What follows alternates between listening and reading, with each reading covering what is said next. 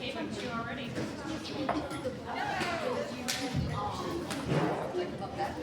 What's up, guys? I'm David Schmidt. I'm a storyteller and author, and I'm the author of this book, the very first book of these chilling tales from your hometown, right here in Chula Vista. The book's called The Proctor Valley Monster. Who's heard of Proctor Valley, Proctor Valley Road? A couple people. At the end, we're going to leave some time. I want to hear from you guys, too. See if somebody's probably had a weird experience, maybe in Proctor Valley, maybe you somewhere else, maybe you lived in a haunted house.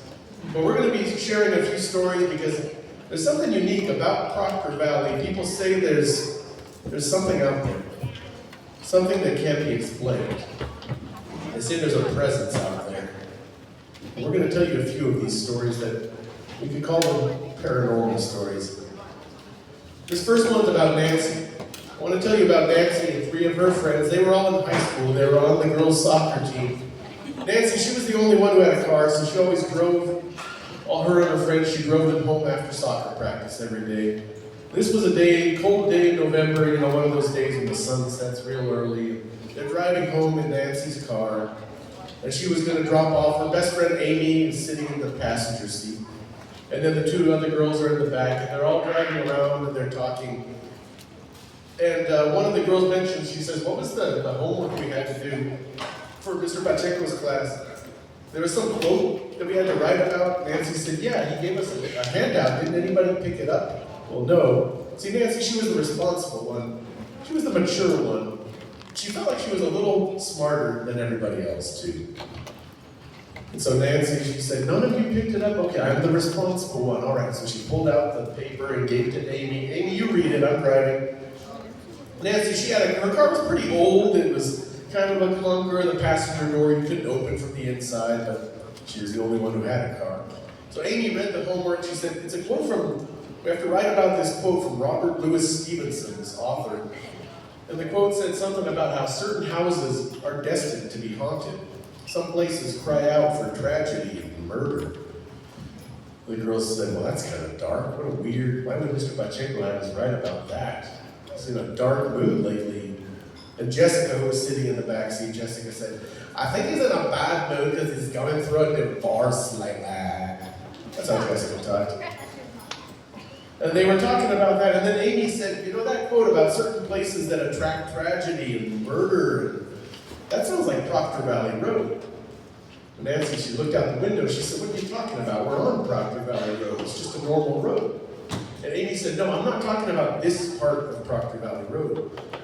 I'm talking about if you keep driving out, it's just a dirt road, and it's all wilderness, and it's all desert and forest, there's a lake, and people say that there's a creature that lives out there. Proctor Valley Monster.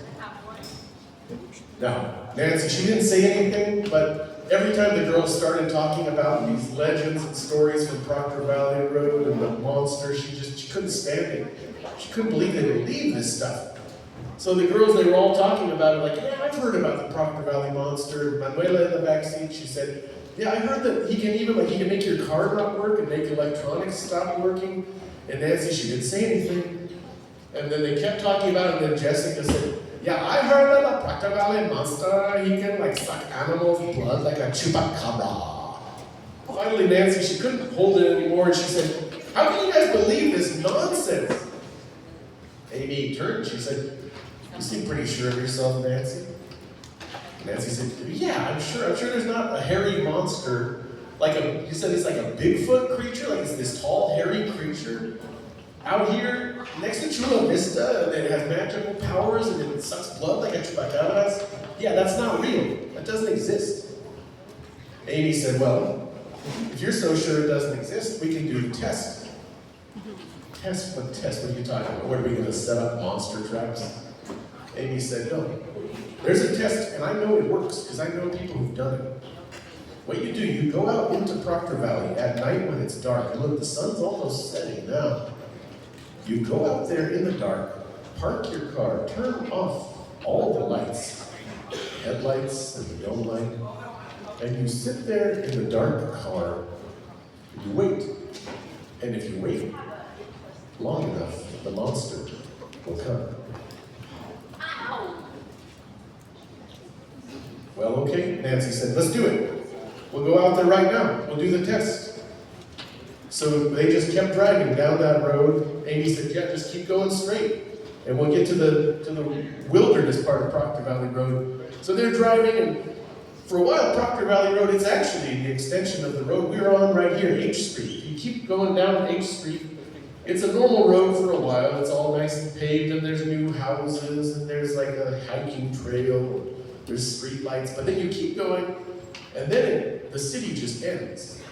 So they're driving, and they're listening to the radio, and Taylor Swift is on the radio, and she's singing, hey, here's going, hey, hey, hey, hey. And they're all listening and laughing and talking about stuff. And then the road gets really bumpy, and there's all these potholes, and then the asphalt just ends, and it's just a dirt road, and it's all just rolling hills and wilderness and desert, and the car is really shaking like this. You know, it's a really bumpy dirt road, and they're shaking, and Taylor Swift is saying, shake it off, and the car's shaking, and all the girls are bumping against their seatbelts, and the soda's spilling on Nancy's legs, and Nancy says, I don't think my car can handle this road. And pretty soon, like, Taylor Swift starts to cut out, like, shake it off, shake it off. And that radio just turned to fuzz. She had to turn the radio off. Nancy said, dude, I can't drive anymore. My car's going to break down. Amy said, okay, but we can stop here. We're pretty far out. Yeah, sure enough, they could just see the lights in Chula Vista way off in the distance. But Amy said, before we stop, turn the car around so we're facing the city. You know, just in case we have to make a quick getaway. Nancy said, okay, whatever, fine. So she turned the car around facing Chula Vista, facing the city, and then she turned off the engine. She turned off all the lights, and she rolled the window down, and Nancy leaned her head out. She said, all right, Proctor Valley Monster, here we are. Come and get it. Dinner's ready. There's 4 of us here. You gonna eat well tonight, buddy? Manuela said, I don't think you should have said that. Nancy said, there's nothing to worry about. There's nothing out there. It's fine. But they sat there in the car. They were talking for a while, chatting with each other. Every now and then, Jessica would pull her cell phone out. Nancy could see the glow in the rear view mirror, and Jessica would just sit there saying, I have like 0 reception in the socks, Brian. And they were all talking for a while, but then they got quiet. And they all just kind of sat there in that dark car. And Nancy was just listening to sounds of the desert outside. She just heard a little cricket chirping, heard an owl hooting off in the distance. Somewhere way, way off in the hills, maybe a coyote was howling. It felt like the loneliest place in the world. Nancy, she saw the glow of the lights of the city off on the horizon. It seemed like it was a million miles away. And that was when Nancy, for the first time, she started to doubt herself. She started thinking, you know, back in the city, where everything's normal and predictable, back there I felt like there was no problem coming out here and putting this monster to the test.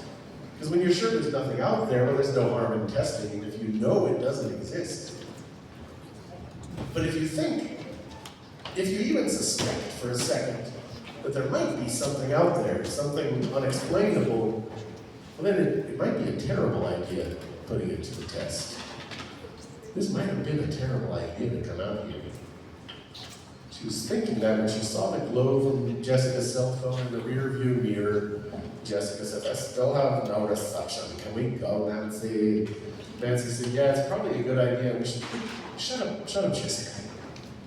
What is that? She heard something behind the car.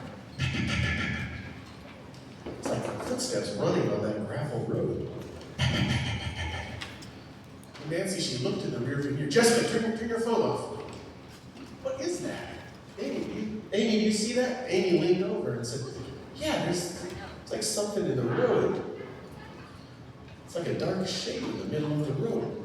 Is that you think it's a tree or a rock? But it looks like it's moving. It's coming closer. And the girls in the back seat, they turned around and they said, Nancy, we gotta get out of here. Nancy said, okay, let me start the car. She turned the key, boom, boom, boom, boom. The engine wouldn't start. And you said, what's wrong with your car, Nancy? Well, this happens sometimes. It's an old car here. I gotta give it some gas. Fum, fum, fum, fum. Trying to get the car to start. When the girls in the back, Manuela said, Nancy, something's coming. She could hear those footsteps. Pop, pop, pop, pop. They're louder coming toward the car. She looked at the mirror. She looked at the side mirror. You know, the one that says objects in mirror may be larger than they appear. And she saw something running toward them down the road, running on two legs that looked like a person, but it was way too tall to be a person. And it's running faster than any person could run. She's hearing those footsteps, and the girls in the back, they're turning around. Now they just start screaming. They're saying, something's coming, Nancy, let's go. Then the radio turned itself on, and it was at full volume, just blasting Taylor Swift in the car. Shake it off at full volume, and the girls are screaming, and Amy, she's tugging on the handle of the passenger door, saying, Nancy, I gotta get out. But you can't open the door from the inside. Everyone's screaming. Nancy turns the key again. Vroom! She got the engine started. She stepped on the gas and peeled out of there in a big cloud of dust. She looked in the rearview mirror, and she could swear she saw something standing in the middle of the road, just standing like this. She thought she saw shaggy, long hair hanging off of its body. Well, they drove down that dirt road, and they got back to the city. And once they got back to the comfort of the city lights, they all kind of started laughing about it. And they started to forget what they'd seen, and they said, that was just our imaginations. There's nothing out there, there's nothing to be afraid of. That was fun, wasn't it? And they're all already making jokes about it. And then they got to Amy's house. Nancy always dropped her off first. Amy, she had a big long driveway. Nancy drove up it. She parked in the driveway, and then she had to come out and walk around the car and open Amy's door from the outside. So Nancy, she walked around the back of the car, and then she looked at the back of her own car, and she screamed. She saw deep claw marks scratched in the metal of the car, in the bumper. She didn't know what made those claw marks. Nobody did. But a few things changed after that night. Nancy stopped thinking. She stopped thinking that she knew everything and that she was smarter than everybody else. The other girls stopped talking about the Proctor Valley Monster, and none of them ever went back out into Proctor Valley, especially not at night.